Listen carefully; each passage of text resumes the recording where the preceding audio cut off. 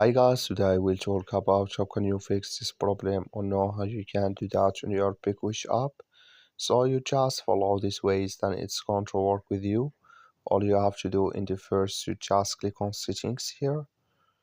So then it's going to take you to this list. It's going to show for you like this. You go down, then you click here on apps. You come to apps list, and here you're looking for PicWish app or just click on search. Add here PicWish app, it's going to show for you like this. You click on it.